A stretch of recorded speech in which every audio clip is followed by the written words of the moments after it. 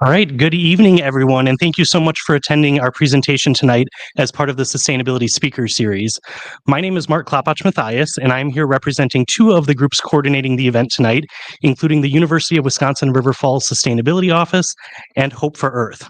I also want to thank the River Falls Public Library for hosting our event tonight and the Library Foundation for their ongoing support in making events like this a possibility. Before I introduce our presenter tonight, I want to share the next events with you in the Sustainability Speakers Series. All of the following events are on Thursdays at 6:30 p.m. Next week, Thursday, February 6th, myself and students from the UW River Falls Sustainability Office will be presenting on climate action and resiliency planning.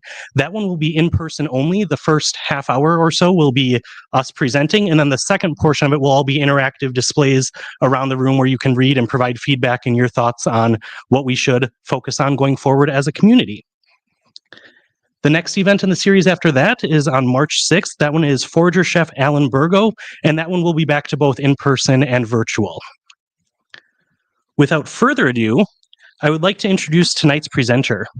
Ashley Shelby is a novelist, short story writer, and former environmental journalist.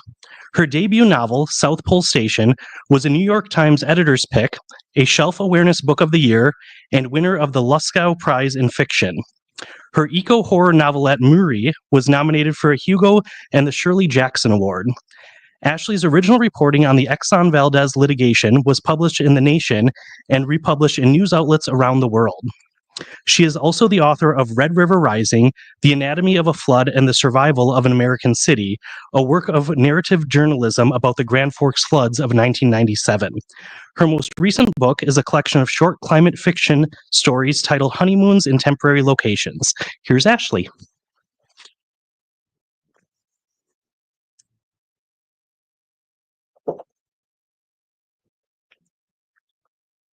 Let's get us all situated here. Thank you all so much for coming out on a beautiful Thursday night. I so appreciate you being here. Thank you so much to the River Falls Public Library. This is such a beautiful building and such a wonderful resource for your community. I'm quite frankly very jealous. And also want to thank everybody who is joining us online. And thanks for being interested in artists, writers, and climate change.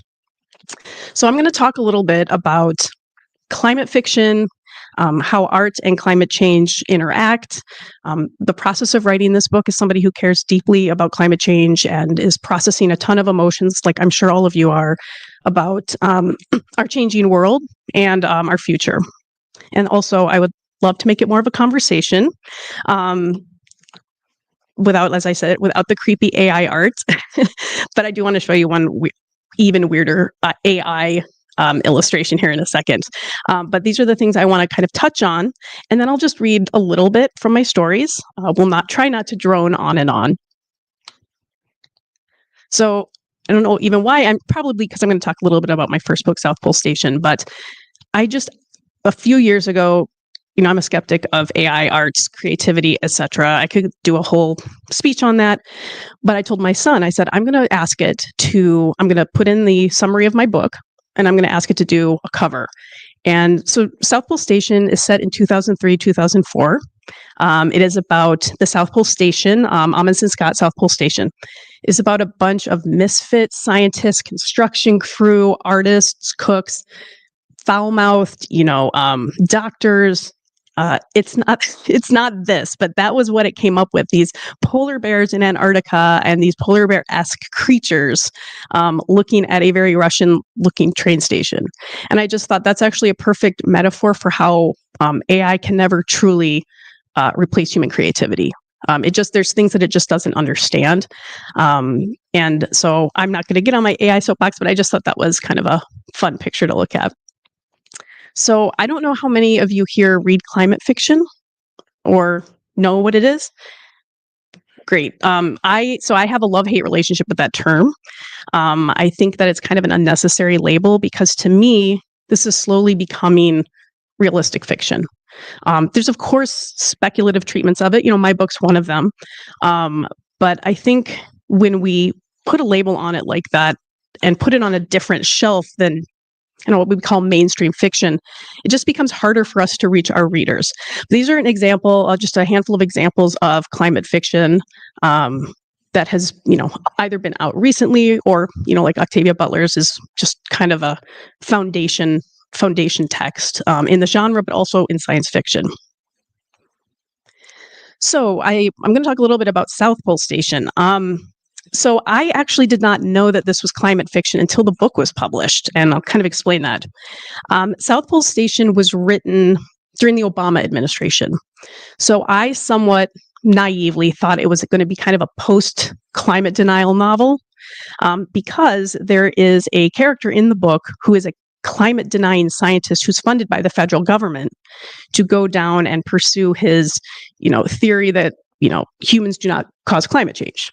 Something about solar flares in the sun. And because I was very much influenced by the era of the Merchants of Doubt during the Bush administration, when, as all of you probably know, Exxon's known for decades and decades that humans cause climate change.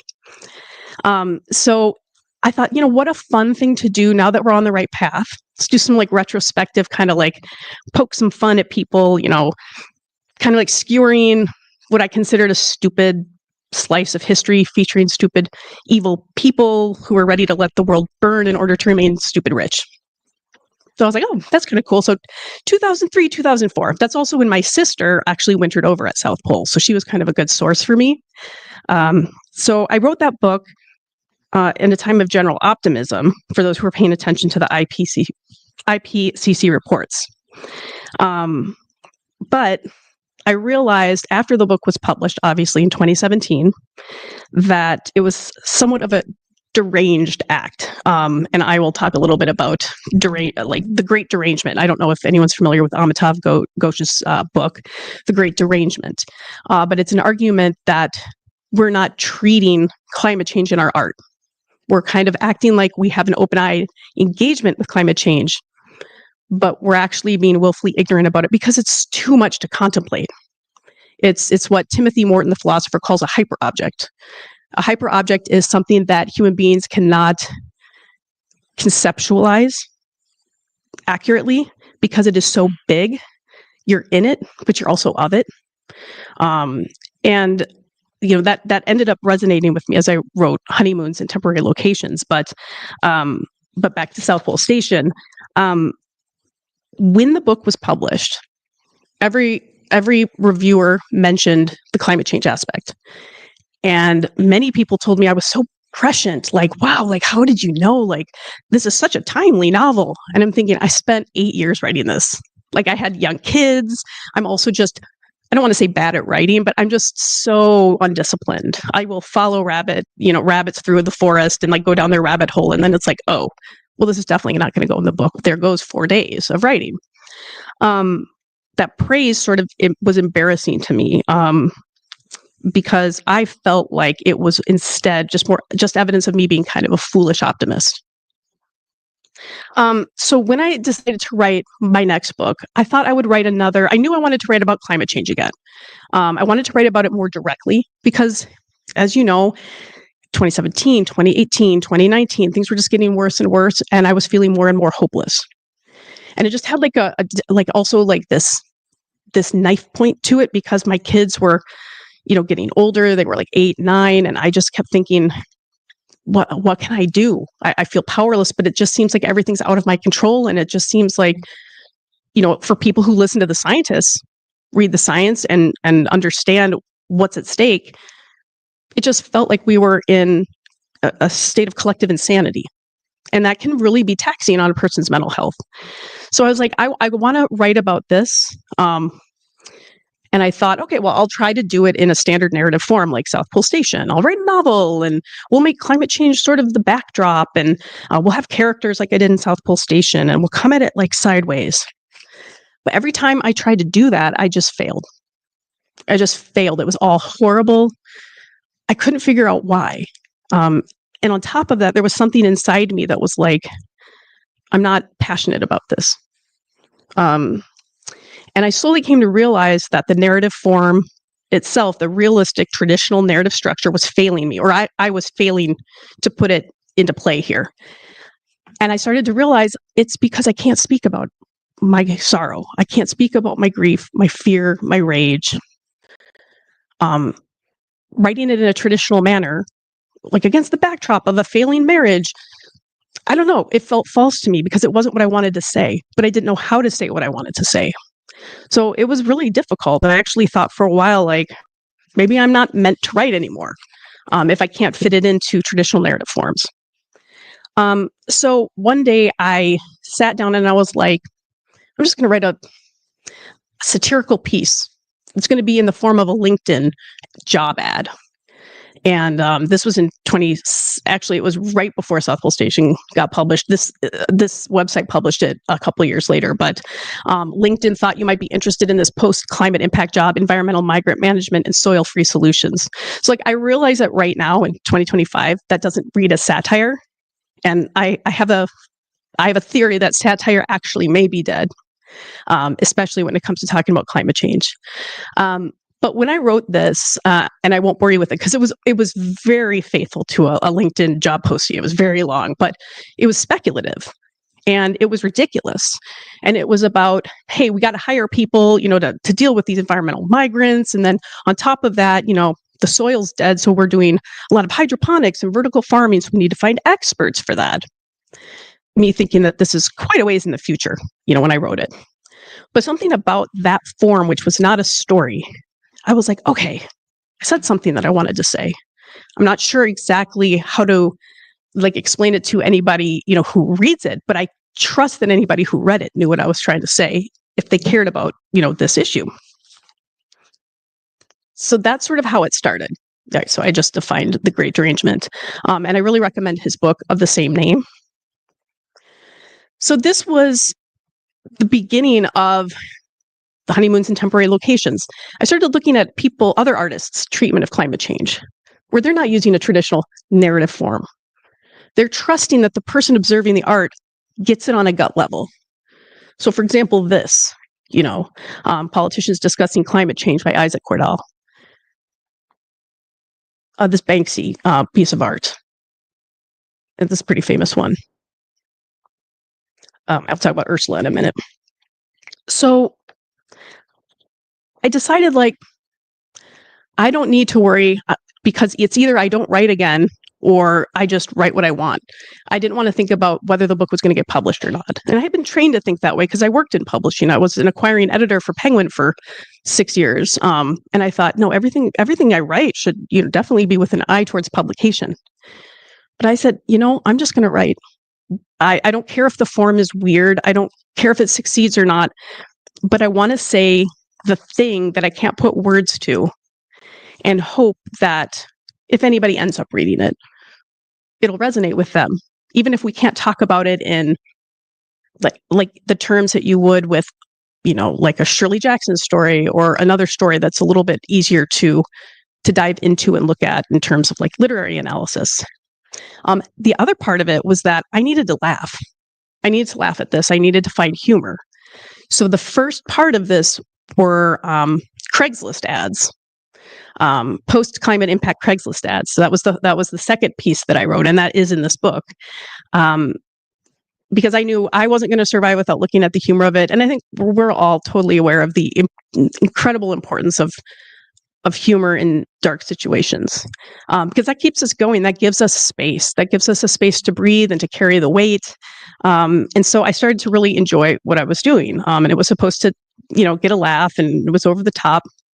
And actually, I'm going to skip ahead of Ursula for a second and just go to that. So this is okay, so then this strange thing happened. So this is from the Craigslist ad. The Craigslist ads was written in 2016.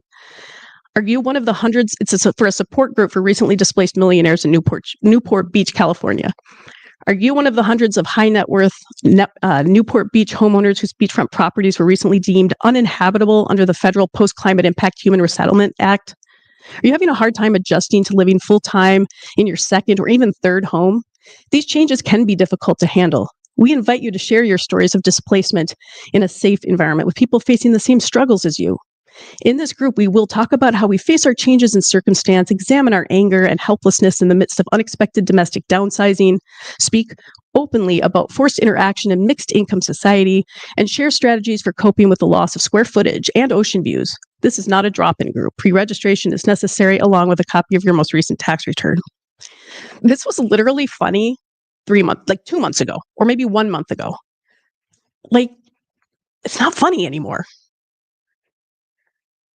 I can't even express how weird it is to be writing speculative fiction that comes true. And it's not because I'm prescient, and it's not because I know anything or I'm super imaginative. It's because I love science. I trust the science. I trust the climate scientists. I don't know why anyone wouldn't. This is their education. This is what they dedicate their life to. It's a thing. It's actually one of the reasons I wrote South Pole Station, was because I could not understand why scientists would allow Exxon to pay them to try to destroy the reputation of federal scientists who said, hey, there's still oil in Prince William Sound. But they did. I still remember the guy's name. His name is Willie Sue. And Jeff Short was the federal scientist whose career he tried to destroy.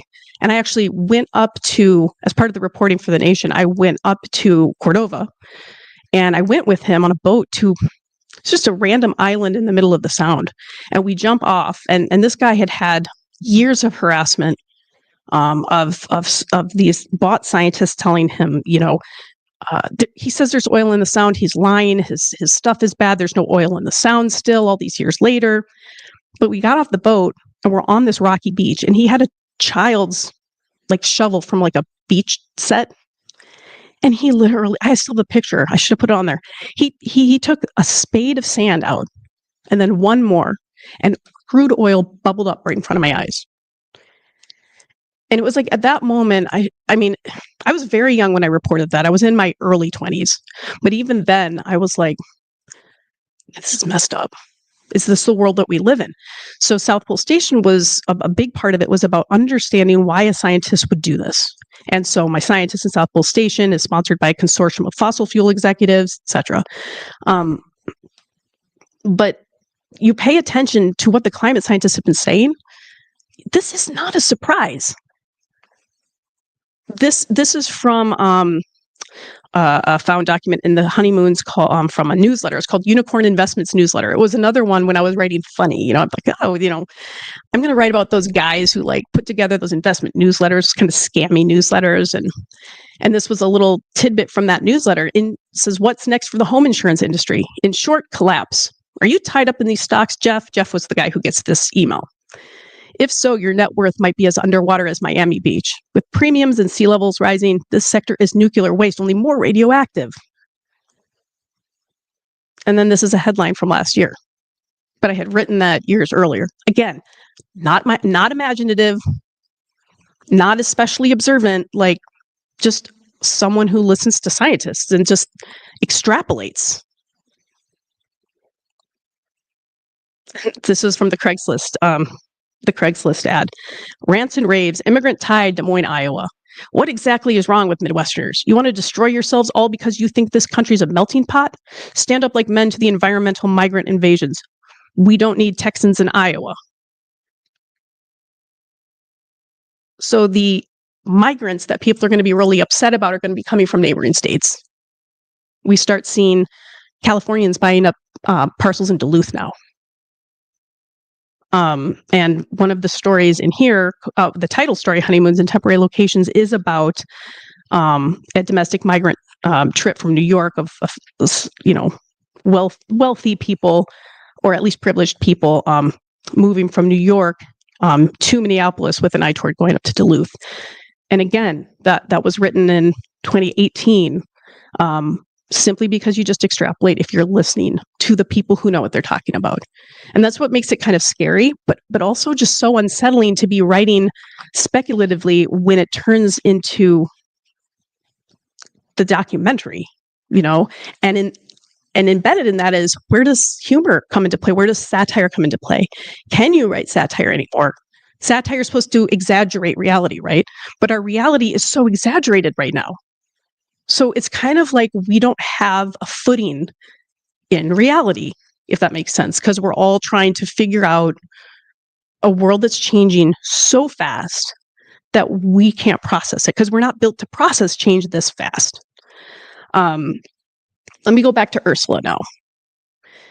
So when I was trying to figure out how I was going to try and put all of this stuff together, I read.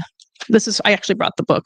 So Dancing at the Edge of the World, Ursula Le Guin, she has a lot of these collections of her essays, and some of them are absolutely brilliant, and some of them are like a travel log about like a road trip she took with her kid. And it's just kind of like, why did you include this, Ursula? But this is one of the brilliant parts. And this was what finally gave me an organizing principle and the freedom to just go all in on this speculative, weird stuff that's in this book. It's from her essay, Some Thoughts on Narrative. And I found it at a time of great confusion as these stories in here got weirder and weirder. I mean, there are talking polar bears in here who take over an ice-breaking bulker that's supposed to relocate them to Antarctica, and they talk. Or do they? We don't know. Is the captain mad or not?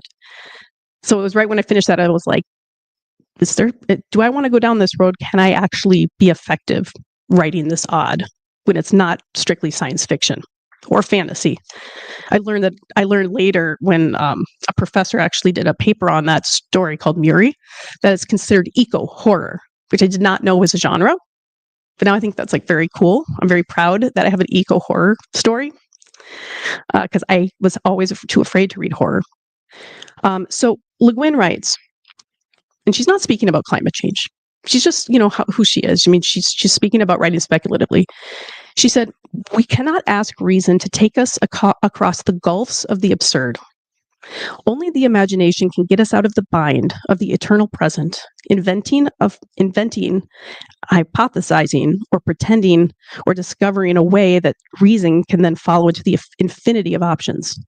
A clue through the labyrinths of choice, a golden string, the story, leading us to the freedom that is properly human, the freedom open to those whose minds can accept unreality." So for me, this comment freed me from trying to reason my way through what I was experiencing. Reasoning my way through what it feels like to be somebody who is paying attention to this, cares so deeply about it, loves our earth, cannot stand to see not just how it impacts human beings, of course, but all the blameless fellow creatures who are being impacted by this and can barely stand to live with it. It gave me a way to stop reasoning that because it's unreasonable. And that I could find a way through and find a golden string that could bring me to a place of hope. So I'm going to read a little bit here from Muri, which is the first story in here. And this was the first one that, and for those of you who love fantasy and science fiction, you're going to be like, weird. This doesn't even begin to touch weird. But for me, as somebody who had written traditional like narrative fiction, this was a risky choice for me because I didn't think anybody would buy in to the idea that polar bears could be not just sentient, obviously, but like able seamen and could navigate a boat. But what was a really nice surprise was that the science fiction community kind of picked this up and they were like, talking polar bears, like, tell me more. Whereas the literary gatekeepers, and I was part of that, working for Penguin, would say, oh, no, it's too big of an ask. Is it too big of an ask of the reader? So that generous response from the science fiction community gave me courage to continue in this vein, which was also good for me because it helped me process these complex emotions. So Muri is a reimagining of Benito Sereno, which is Herman Melville's brilliant novella that is about a slave revolt aboard a Spanish slaver, which itself is based on a real event. So I start this, it was a novelette, it's a long story in here, with the epigraph from Benito Sereno. Yes, this is a strange craft, a strange history too, and strange folks on board. It had long been whispered that the job we were only the latest to undertake turned sane men into lunatics. They returned as babbling idiots who never again stepped foot on an ice-breaking bulker. Not that they didn't try. The pay was commensurate with the danger of the job, so they would shed identities and buy new ones in order to do the run again. Disturbed men can, of course, become synthetically sane for short periods of time. Inevitably, though, the adhesive that binds the mask degrades, and then the game is up. If they talked, they were visited. And if, after the visits, they continued to talk, they disappeared. The run is straightforward. From the marshy port of Equally through the Frobisher Bay, we coast down the Labrador Current and shimmy through the Strait of Belle Isle before curving east through Cabot Strait, and then sail the familiar Atlantic waters off the east coast of the United States, cruise around the Lesser Antilles, almost hoping for pirates off the coasts of Guyana and Brazil, who might mistake us for a regular cargo ship, with a stop in Ushuaia before we cross the Drake Passage to land that cargo on the Antarctic coast. The stakes are as high as the pay. A captain who fails to complete the run is, by contract and with his full agreement, remanded to the Federal Corrective Training Settlement, a maritime re-education camp with no publicly known address. By another name, it is banishment. There have been many explanations for the difficulties experienced by the men who've been on this run. Some argue that it's the sulfate aerosol veil that hangs over each pole. The reflective particles disturb the mind. Others claim the men must have stared into the geoengineered albedo without their eclipse glasses, damaging their vision and leading them to see things that are not there. Still, others assume the crew's strange behavior is the result of the crushing stress of dealing with the Russian threat. Their nuclear subs prowl the Arctic, planting flags on the seafloor. Some say it's the nature of the operation itself that addles men's minds. The project had been ongoing for 2 years without detection by the public. Sure, there had been rumors and warnings from conspiracy theorists who, in this profoundly changed world, were sometimes closer to the truth than even they might believe. However, there could be no mistaking that the animals were disappearing from the region, even more rapidly than expected. 2 weeks before I was given the command of the Procession, an optimally manned Polar Class 2 icebreaker, the Intergovernmental Assisted Colonization Program publicly announced the successful relocation of the Western Hudson Bay Group, acknowledging for the first time the operation's existence. This was met with a resurgence of panic and impact-related angst, except among the First Nation peoples still trying to hack out a living on the spindly fringes of the Arctic. They had already known of the relocations. They were the first to know, and had provided practical knowledge and aid despite their misgivings. There had been no need for NDAs. Although the indigenous population had been the Paul Reveres of impact, they had, of course, been ignored. We understood, as they did too, that if they were to talk about the relocation project, they would be ignored again. Within days, however, public sentiment shifted in favor of moving the bears from the Arctic to the Antarctic. To most people, the two landscapes were interchangeable. Biologists remained apoplectic. It was an inversion of the accepted principles of natural biodiversity, a rich accusation coming from individuals who had supported the creation of styrofoam flows in the Barents Sea and airdrops of bear chow on Ellesmere's Island. Their version of natural biodiversity resulted in large swaths of Western Canada crawling with grizzly mamas nursing polar bear cubs, thanks to their short-lived frozen embryo transplant project. I quickly came to believe scientists have no useful role in post-impact logistics. Pod I was charged with transporting from Equally to the west to the Weddell Sea was the last group of polar bears known to be living in the Arctic regions outside of Russia, which refused to participate in the project. These were Baffin Bay bears, the ones who had initially been the hardest to capture, but who had subsequently become, due to starvation and physical weakness, as docile as dogs. As the master of the last icebreaker to leave the Arctic with Ursayan cargo, I underwent special firearms and large mammal animal training, despite the fact that we'd been traveling with several biologists and a large animal handler and a vet, and the beasts would never leave their steel enclosures located in the hangar off the operation deck. I also underwent counseling, during which I was told about this lunacy specific to this run, which manifested itself as hallucinations, even mass hysteria, featuring one common theme: the bears speak. Not in husky-like complaints, but in English, with clear diction and a slight but very strange accent. I was shown film of exit interviews given by the crew of the infamous Marigold, immediately after they landed at Ushuaia, conducted in a secure facility. The crew maintained that not only did the bears communicate in English, several bears had acted as able seamen, capable of performing routine duties such as taking on lookout shifts and anchor watch. A deck cadet claimed with a straight face that a 700-pound female named Nuna could execute rudder orders. It was on this run, undertaken before the social media clampdown, that one of the petty officers managed to record a short video with his device. It was widely dismissed as a deep fake. After that, shipboard communication technology was put under lock and key. Devices were not permitted on board, and the satellite phone was accessible only by the master, the chief officer, and the chief engineer. Photos no longer hit social media. Most on board the Marigold, and the Procession for that matter, remembered pre-impact. We were children when things were growing strange. Though we had been protected from the worst disasters occurring mostly in the global south, we were habituated early to a certain constant low-grade anxiety in adults that found its core outside rather than within. This, we were told later, was different. Things hadn't always been like this. We had been taught that anxiety was nearly always based on imaginary fears, found mainly in people who had little to be afraid of and who therefore manufactured fear themselves. With the advent of reality-based fear, the kind that germinates in war zones, came deep, bone-deep sorrow that even children could not misunderstand. How do you explain to a child who has never experienced the normal contours of spring why many adults preferred death than a world without it?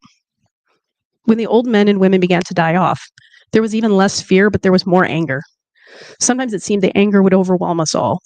Sometimes the anger warped perceptions. Under certain conditions, the human mind can, like tectonic plates under pressure, undergo cataclysmic shifts.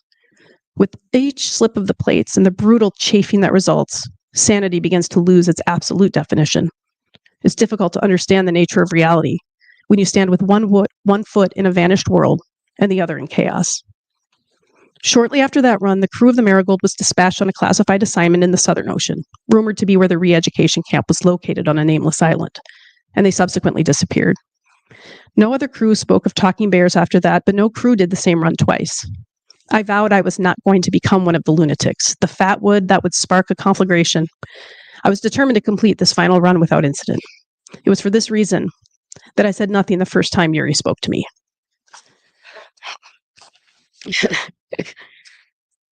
I'm glad that you laughed because I had so much fun writing this.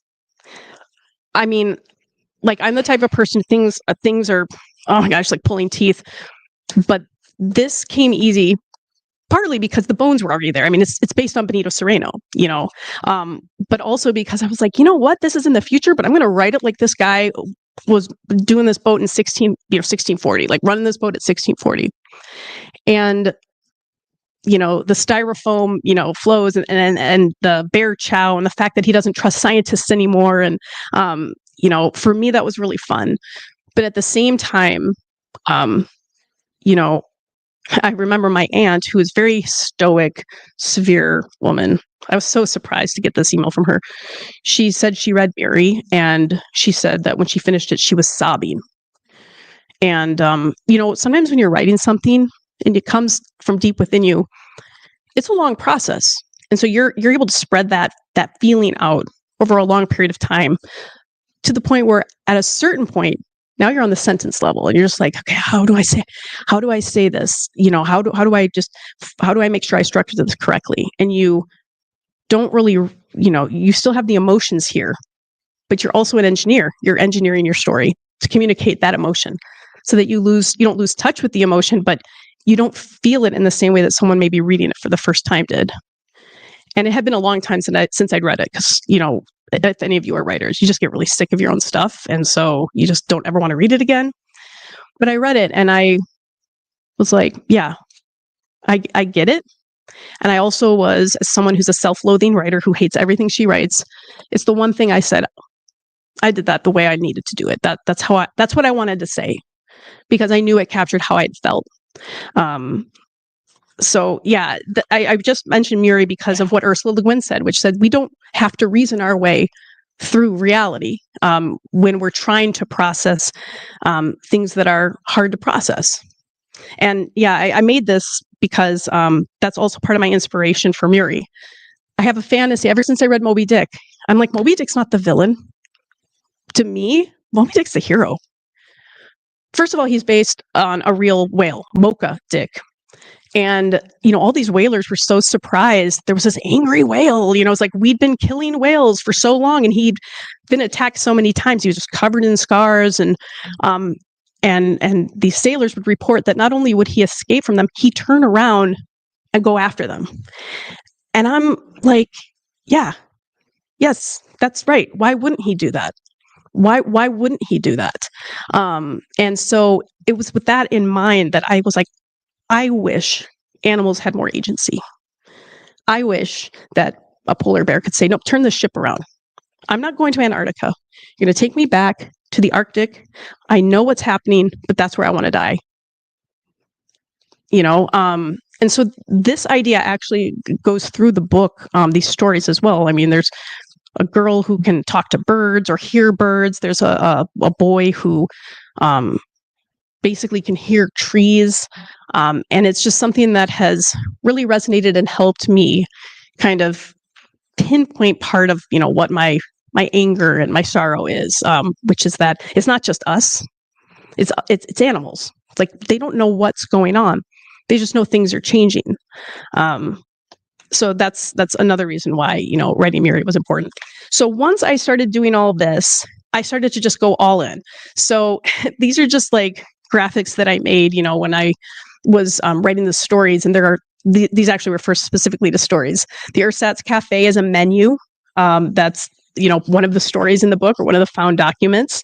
Ersatz Cafe is just like, think of like a Starbucks, but it's like post-climate impact food stuff, or climate transition foodstuffs, where the coffee, crop is collapsed. And so now you have to have chickpea steamers and, chicory, God forbid, chicory coffee, and, the second run coffee grounds, dark blend. Climate Crime Files was a transcript of a podcast and it's a little bit meta because it's about my tree, and I'm like one of the people in the Climate Crimes podcast. I wrote that at a time when I was like, oh, climate podcasts that I loved to listen to are really exploitative. Like I had come to that realization probably later than other people do. And I was like, ugh. But I'd listened to so many of them that I could literally channel like Crime Junkie, like as I'm writing. So I was like, why don't I just do a climate crime podcast about the death of a tree on my property because of the emerald ash borer? So I had an ash tree that died. And so, and that was fun. And there's humor in it, but also poignancy. I thought it was captured some of the absurdity too, of the fact that humans are going to be human no matter what, which means we're going to be ridiculous at times, no matter what our circumstances are. And I weirdly find that comforting. So that's why I was like, yeah, they'll definitely do like climate crime podcasts. And then the Glen Sheen Guest House for internally displaced persons of means is the location where the character in my title story was heading when she was making her migrant trip out of New York. So yeah, and then Climafield, that was supposed to be a novel. I was going to write a novel about that, but even then I was like, after this, I was like, no, I think I said what I wanted to say in here.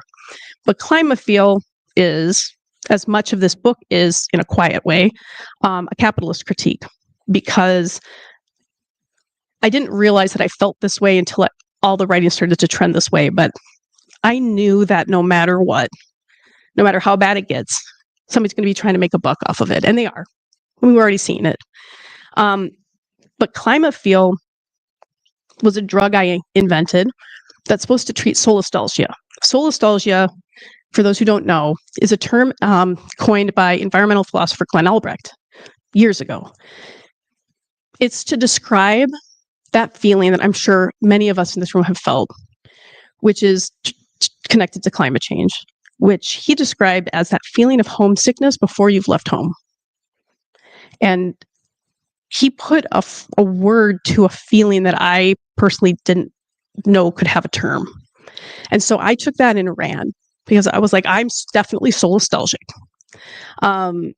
It's that feeling of sadness and sorrow and affection and, and powerlessness. And so in these stories, I turn solastalgia into an infectious disease.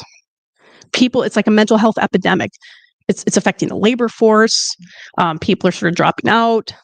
And of course, we can't have that. I mean, we definitely can't. We can't have the labor force diminish at all.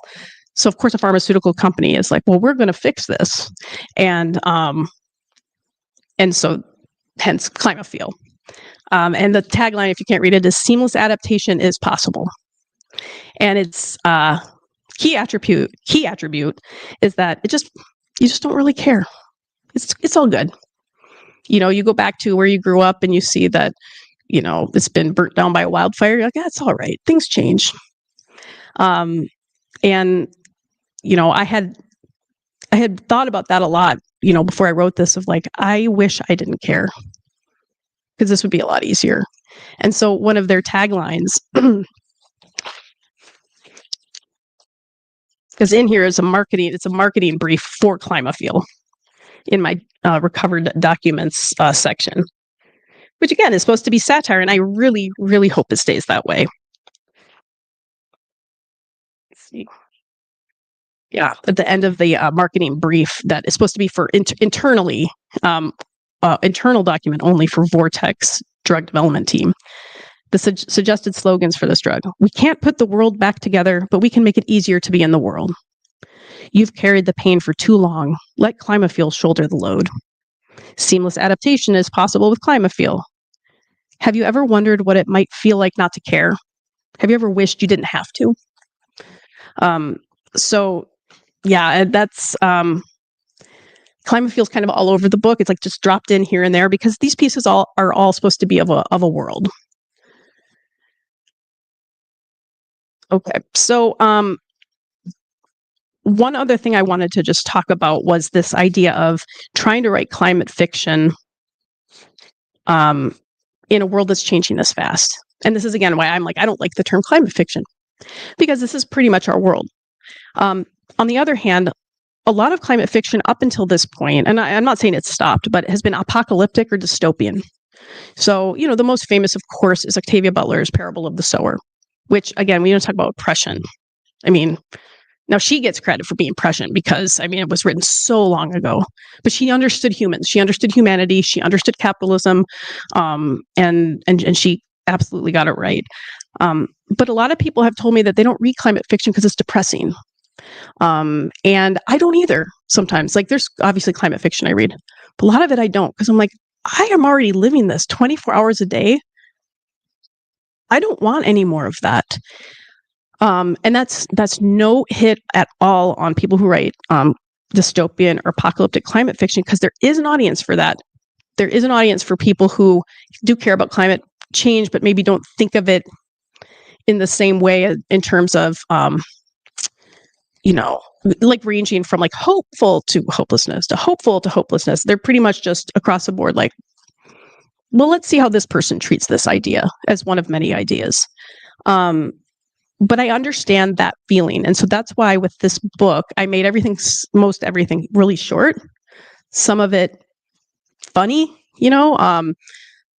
like investment newsletters or a cruise brochure, the menu, and then, some traditional stories as well. Because this was about as much as I can read about climate fiction, at a time, me personally. But then the question becomes, well, where is hope? And so I thought I would also share that, not to add more terms out there, but there are offshoots now, like solar punk, or one called Hope Core, where it is speculative fiction about a climate changed world, but it shows human beings adapting positively to it. And usually it will include ideas of community building, inclusiveness, and technologies that bring people together. And so that stuff does exist. That type of writing does exist, and it gets bigger following, each year. So I always want to mention that because, I see the reality of what we're facing, but I also have hope. I have to have hope because, well, if climate scientists and climate educators and climate communicators are still doing what they do, then there's literally no excuse for me to just be like, oh my gosh, it's too overwhelming. I also don't want to do that because I have kids and I care about all the other kids because they did nothing to deserve this and this should not be on their shoulders. One of the things I say, and this would maybe fall under unpopular opinions, and this is not maybe unpopular in this room, but every time climate emergency or another one of the organizations that does more direct action protesting for climate change, usually young people, although recently two elderly women actually got arrested for doing something similar, like throwing soup on a plastic encased painting at the Louvre, or spray painting some building, and you'll see conversation online that's like, see, this is why I just can't support them. They're going to push people away with this message. They're throwing soup on a piece of art and now nobody's going to care. And I always found that so funny because, first of all, I think it's brilliant because here's what they've done. They've posited a theory. You will get angrier at us throwing soup on a piece of art that's fully protected, by the way, than you are about what you're doing to the world that we have to inherit. And every time they're proved right. Every time. And my question to the people who say this is, if that's all it took for you not to care about climate change, then you never cared. You just never cared. That's why I love those protests, because the message is, first of all, I think it's very clear to the ruling class. I think they know. They don't want us to know. But the more people who realize exactly what they're doing, which is pointing out that we have been conditioned to just consume, to be civil, to go along with everything, the better, because we need more people acting out. And these are safe, nonviolent ways of doing that. It reminds me of protests where, traffic gets blocked for like 15 minutes and people just get apoplectic. And they're like, hey, I actually support this cause, but, you shouldn't inconvenience people. I'm like, are you familiar with what protest is? It is about inconvenience. It's about open your eyes. So I have really strong feelings about the role that young people play in whatever has to happen to get us on the right path. I think that people my age, and my kids are getting ready to go to college, I think people in my time of life should be on the front lines. I don't think young people should have to be the ones who are getting arrested, maybe losing their scholarships, not having an opportunity to build a future the way that we were given that opportunity, even if the future we were promised never materialized, because it didn't. But I, feel like at my age, when I was in my 20s, I was a very careful person. I was very rule follower. The older I get, the more I'm like, I can afford to get arrested. Once my kids are about out of the house. I understand why people with families can't, but with families who need care and support, and you got to keep your job and stuff. That's sort of how I feel. And I think asking young people to do this work for us is unconscionable. I think they're going to have to do it anyway, because so many levels of so many different parts of different generations have failed them. I say this also, though, that there are people in each generation who are doing the work. So I mentioned just a minute ago that the elderly ladies who just got arrested, not just, but probably about a month ago, got arrested for doing another climate emergency protest and got thrown in jail. And I'm like, that's exactly right. And in a way, optically, that's even more startling, because you're like, oh, they decided to get uncomfortable. It mattered that much to them. So I have, opinions on this, and you can probably imagine, outside of a context like this, they're not the most popular opinions, but every time that happens, I do make a point, even though, I get really hateful messages, I will always push back online when people say that stuff about the kids who protest, throw soup on things. And if maybe just one or two people hear it or see it in that perspective, that hey, they're proving that they're right, that you don't care. Or that if you get mad enough to say, I won't support them now, that it was never about climate change. What was it about? It was about being comfortable. Then that matters to me. So sorry for that long digression. I'll finish by sharing something from Glenn Albrecht on a hopeful note, actually. So Glenn Albrecht's my Elvis. He's amazing. I have an homage to him in my acknowledgments. Solastalgia gave me an organizing principle for my book. It also gave a name for what I was feeling. I love him. He's so big in my mind. I almost was he's a statue. He's a statue that you would go see in the Parthenon, not a real person. But I wrote a piece for LitHub called Dangerous Solastalgia. And it was about the mental health impact that writing these stories had on me. Eventually, at the end of it all, it was positive for me. But when I was in the midst of it, because I was reading all the science, I wanted it to be accurate. It was really hard. It was really, really hard on my mental health. So I wrote that piece, and he actually left a comment on the LitHub piece. I couldn't believe it. So I'll share what he said, though, because it was very cool. He said, I share your algia Ashley. The algia in solastalgia follows the ancient Greek in that it is a disturbing mixture of lupe, pain, akos, grief, and ania, sorrow. Solastalgia is not a biomedical condition. It's a rational response to the imposition of an irrational social structure. I wrote about the structural dimension in my book, Earth Emotions, and mentioned the suicide death of David Buckle as connected to the most disruptive form of protest as the cause of Earth immolation, the burning of fossil fuels. I had written about David Buckle's suicide in Prospect Park in New York. He was a lawyer who had doused himself in fossil fuels and lit himself on fire as a climate protest. And I see that as the first climate suicide. And so that's why he mentions David. He said, climate chaos is not a hyper object, nor a wicked problem. It's caused by the ongoing and deliberate burning of fossil fuels in the face of unambiguous knowledge of the dire consequences. In Earth Emotions, I suggest that the cause of dangerous solastalgia and worse can be addressed by the political and philosophical embrace. Gosh, here we go. Of the symbiocene. So he's now coined a new term, which I'm always listening.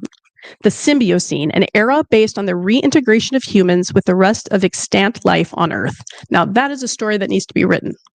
So I encourage you to look up, of course, read his book, Earth Emotions, but look up the symbiocene, a new era where we adapt, we include all the life that remains, we caretake, and we figure it out in a positive way. And reading that at the end of an essay where I was trying to find hope, was just such a gift. And so, I want to share that with everyone, that it doesn't have to be this, it can be this. And by the way, kids have hope. So as long as, we got to protect their hope by having hope ourselves, because I know we can do it. I even made some art about his symbiocene because I thought it was so cool. So, does anyone have any questions or things they would like to say or comment? It doesn't have to be about my book. It can just be about climate change or any of the things we talked about. Yes.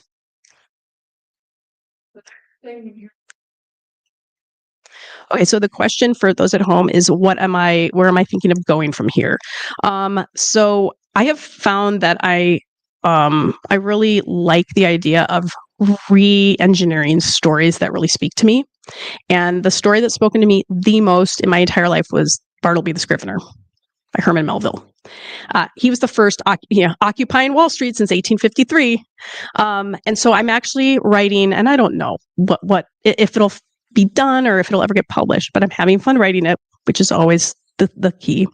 I'm doing a retelling of Bartleby the Scrivener, but it's set AI farm, the AI district, the AI farm district of New York, all women, and it's told backwards. So it's something that's fun for me, but also, of the moment. So it's not speculative, it's not retrospective. It's going to be about the here and now. And so I'm actually kind of excited about that. Just for me, even if I'm the only one who reads it, I'll be like, can I do this? And can it work out? And how do I write Bartleby? And and Turkey and Nippers, if you've read the story, that'll be familiar to you, as women. So I'm literally just like 2 chapters in right now. So check back with me in 7 years and I might be done. Any other questions? Yeah.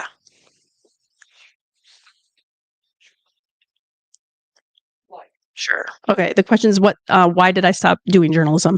That one's easy. It's because once I had kids and they were really young, it was just so not feasible for me to do the type of journalism that I like doing, which required lots of travel, and investigative work was what I specialized in.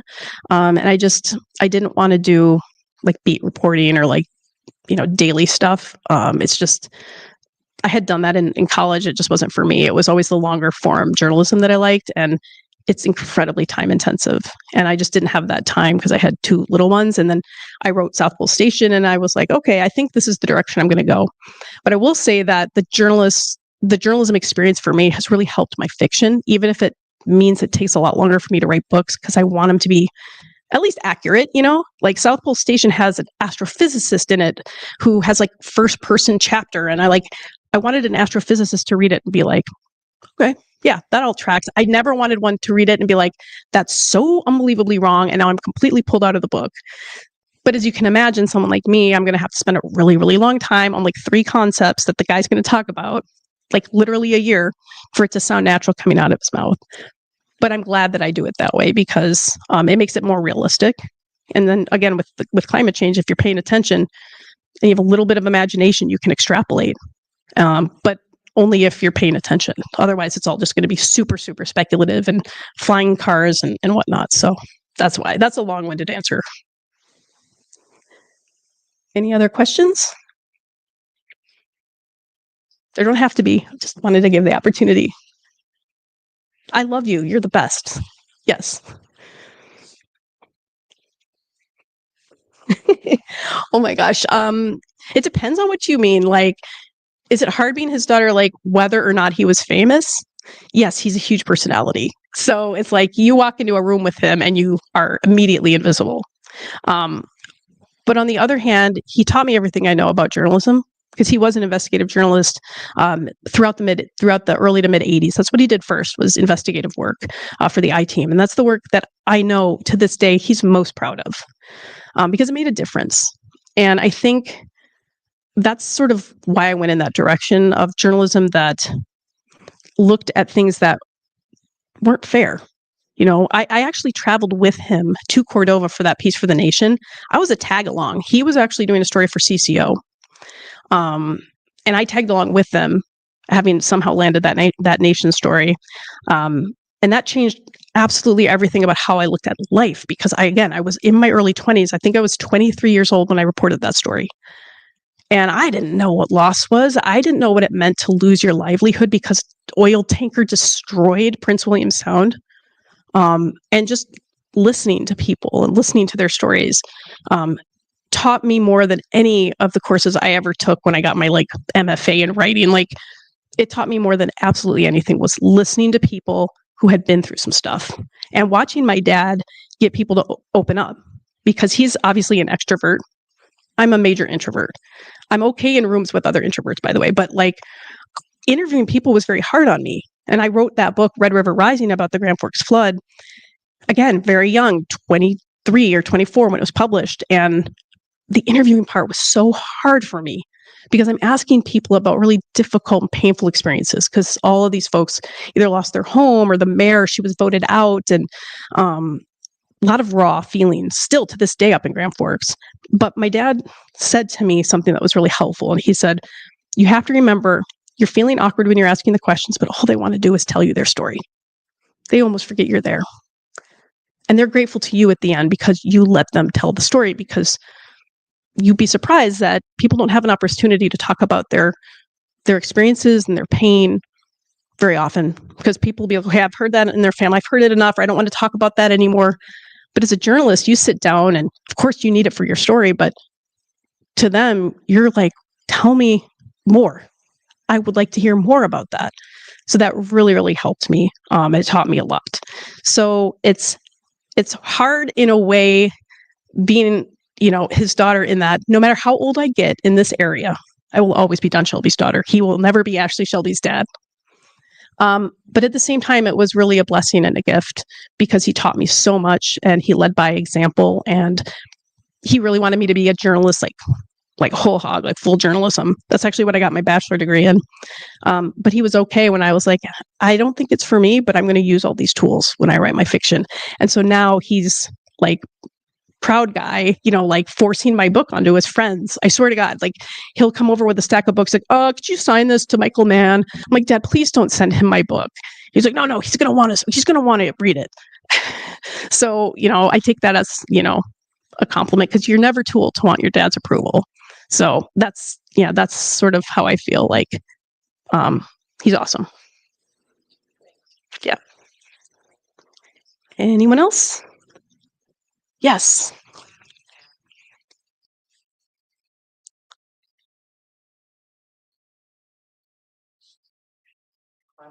Issues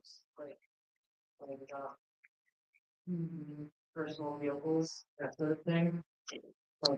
Like talk to them, or like how we process that?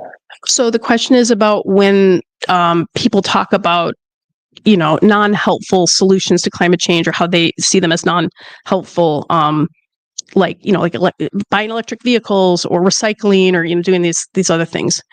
So like I told you guys earlier, I've gotten more radical the older I've gotten, and I realize that I have to come in a little bit slowly. But I believe only systems change. I'm a systems change person. I think it has to happen quickly. I believe that it can. I've seen it happen before. I think one of the things that is holding us back are this idea that it's too big to change and too big to stop, and the system is too entrenched, and that's just not true. But we've been sold a lie, and this is what I would say to somebody who talks about EV. I'm like, that's great if you want to do that. That's not a solution, but you've been you're showing that you're a good person because you want to be part of the solution. But here's what you need to know. You've been sold a lie that it's your fault. It's not your fault. It's the fault of a very small percentage of people on this planet. They're continuing to do it. They're telling you it's your fault. They're marketing cars to you, telling you that consuming more is the answer. And you need to understand that, because one, it lets you off the hook in terms of the overwhelming guilt I know a lot of people I talk to feel. I remember when the straws were the big deal, and like my kids and I were like, oh, you can't get a straw from Culver's, and realizing I cannot believe they've distracted us with straws. And what they're doing is they're preying on your desire to do good, to help. That's what makes it so disgusting. When the real answer is, and this is my fantasy, I want everybody out of Congress. I want everybody voted out. I want young people to lead us, because it's their world. They're the ones who take the risks. They're the ones who are not beholden to special interests. I was telling my husband the other day, I'm like, we need to have a campaign of one-term legislators, people who have all committed to only serving one term, no matter how successful they are, because then they can't be bought. So if you're like, I'm not running again, hey, it's like Peace Corps. Like, I'm going to do this from age 20 to 24, and then I'm going to go pursue my other career, right? Like, I'm going to be a lawyer. I'm going to be a biologist. But for this period of time, it's like a Peace Corps. I'm going to serve in the legislature, whether it's state or federal, and I'm going to do everything that I want to do. I'm going to vote the way my conscience tells me, or when my constituents want me to vote. And that's like we talk about speculative, but at the same time, I'm like, well, that's really speculative, but so was this stuff. This stuff was speculative. It can go both ways, but we need people to be pushed to a certain point, and I think we're getting there, where they're realizing where's the root of the problem and who's really responsible. And so the more people talk about it, the more they realize that it's not them. We can't just give up our cars when we have been forced to live in a situation where cars are required to get to work, to go to the doctor's office. I mean, doctors aren't coming to our homes anymore. To get our pet to the pet hospital when it's experiencing an emergency, to get our kids to soccer practice. That's not our guilt to feel. So people need to start looking at who's the problem. And I think we're starting to see that a little bit more as the people start talking about it more. Eric Holthaus, who's a meteorologist and a climate communicator, said something really, really helpful to me when I said, it's too overwhelming. What do we do? And he said, actually, the most powerful thing people can do is talk about it. He said, you walk in, you have a family dinner, you bring up climate change, it's like you brought up death. It's like you brought up a toilet habit. He's like, we have to normalize talking about climate change, and it does not need to be political, and it does not need to be lengthy. It's normalizing things like, man, it's 50 degrees out. I can't even believe it. I had my barbecue out. Like, it's just so weird. It seems like this is happening a lot more often. Whatever they say back to you, kind of play off of it. You say, well, we really should, what should we do about this? I feel like we need a vote climate, candidate. I would vote for a candidate who made this a bigger part of their platform. Things as small as that make a difference. It's because we didn't talk about it for so long that the people who did talk about it had to shout so loud that they looked unreasonable. And that was something that these, the ruling class could glom onto and be like, they're unreasonable. They're like radical for even talking about this. But when people are talking about it at their kitchen tables, they can't control that. And that can spur action. Because the more conversations you have like that in the coffee shop, at McDonald's when you're getting your morning coffee with your friends, or, you're between classes or whatever, and you're not making it doomsday and like nothing's gonna get better, that will make a difference. And then the last thing I'll say is that here's what to watch out for, though, on social media especially, is doomerism. Because this is, not only are there bots doing this, I mean, that's very clear, but this is actually out of the playbook. This is a corporate playbook thing. They want you to think it's too late so that you'll keep consuming. This is how, I like to use the word evil, but that's really what it is. They want you to consume until the world is burning up. And it's like, don't look up. I don't know where they end up. They're bunkers or whatever. But when you hear people saying things like, we're effed, it's too late, nothing we do is going to make a difference, be suspicious and critical of that comment.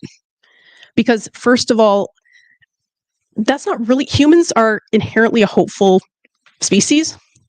I understand the exhaustion that we all feel. And people are saying that also about other things that are happening politically. And that I also would ask you to look at with a critical eye. Like, don't protest because then it's going to give people an excuse to do X, Y, and Z. Just know that for what it is, and don't let doomerism win, even when you feel like a doomerism person in that moment. Because that's exactly what they want. If you're oppositional at all, like I am, you'll be like, you want me to think it's over? Well, F you. I know it's not over. I'm going to fight for this, even if inside in that moment, I'm feeling a little hopeless, because it's not over. And this stuff can change very quickly because there's so many more of us. And this is our planet. This is our world. It's not theirs. And when you are feeling hopeless, what I have learned as a survival strategy, it's okay. Step away for as long as you need and honor that feeling, because people are going to do the fight while you're stepping away. They've got it. It's on their shoulders. But you need that time to regain strength, to continue caring about this. Caring about it 365 days a year, 24/7 is a recipe for mental health problems. I mean, I'm an example of that. But I can only be effective when I'm mentally healthy. So no one should feel guilt if they check out for a while, because there's enough of us who do care. We can carry on the fight until you're ready to come back. So that's just my piece of advice for anybody who ever feels overwhelmed. And when the doomerism comments start resonating, that's when you should know that go walk outside, go plant a tree. I planted 100 seedlings last spring. It was amazing, by hand, in my backyard. So just reconnect with nature and remember, why we care so much about this beautiful world. So I think I've gone way over. I apologize for anyone who wanted to leave, but thank you so much for being here and for this conversation. Conversations like this bring me so much joy, and thank you so much for caring and coming out in person, and also, checking it online. And thank you so much to the library for having this amazing space and the sustainability series, for doing what you do. And also to any educators who are watching, any educators who are teaching about this, thank you so much for what you do. You are absolutely making a difference.